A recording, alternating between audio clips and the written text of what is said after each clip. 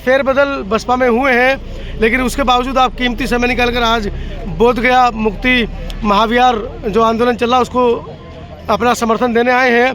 क्या संदेश लाए हैं बहन जी का? मैं आपको बतलाना चाह रहा हूँ, कल माननीय बहन जी ने लखनऊ में एक मीटिंग लिया है, ऑल इंडिया के कोऑर्डिनेटर थे, और उनके बीच में बहन जी ने जो संदेश दिया है संगठन को बड़े पैमाने पर बनाकर और आने वाले समय के लिए संगठन को बहुत मजबूत करने का उन्होंने जो है आह्वान किया है, उसी के बात को ध्यान में रखते हुए आज मैं इधर गया में अपने ज़िले के पूरे संगठन की समीक्षा के साथ साथ बहन जी का संदेश देने के लिए आया हुआ था जी।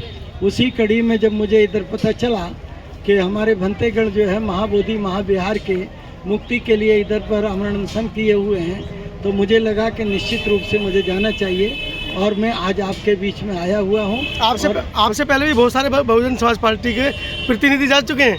नहीं, ठीक है, वो भी आ चुके हैं, लेकिन जब मैं भी हूँ तो मैंने बिल्कुल क्या इनके बीच में मुझे जाना ही चाहिए। स्वागत आपका, स्वागत। तो इसलिए मैं इधर पर आया। तो क्या जब धरना अभी तो 20 दिन हुए हैं और आगे आगे धरना बढ़ेगा, क्योंकि विश्वव्यापी आंदोलन ये बनता जा रहा है और कहीं ना कहीं जो लोग यहाँ पर आ रहे हैं वो कहीं ना कहीं पार्टी के भी आप समर्थक कह सकते हैं, तो क्या आप अपील करना चाह रहे हैं देशवासियों से इसको लेकर? मैं यही देशवासियों से अपील करना चाहता हूँ कि निश्चित रूप से ये जो धरना है इसको समर्थन करना चाहिए और समर्थन के साथ साथ वो जनता के साथ साथ मैं विशेष रूप से सरकार को कहना चाहूँगा कि चाहे वो केंद्र की सरकार हो चाहे प्रदेश की सरकार हो, उसे निश्चित रूप से संज्ञान में लेकर और इनको महाबोधि महाविहार को जो है निश्चित रूप से भंतेगढ़ों के हाथों में सौंप देना चाहिए। बहन जी ने कई बार विपक्ष पर हमला बोला है, लेकिन बीटीएमसी वाले मामले में बहन जी ने पहले भी पूर्व की सरकार रही, जब भी बहुत खुलकर वो बोली, लेकिन क्या लगता है वर्तमान की सरकारें हो या इससे पूर्व की एनडीए की सरकारें हो, बीटीएमसी को मुक्त करने में क्या परहेज है उनको?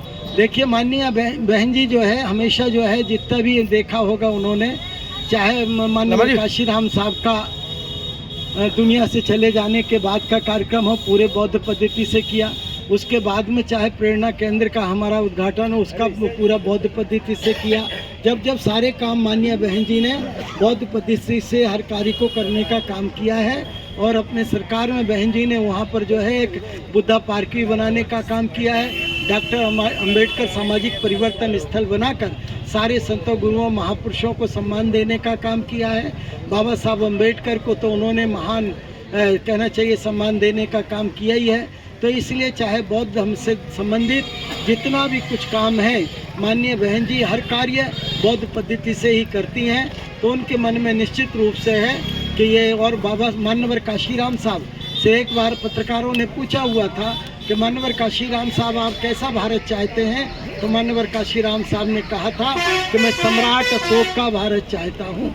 सम्राट अशोक का भारत का मतलब यही है कि मैं पूरे देश को बौद्ध में चाहता हूँ।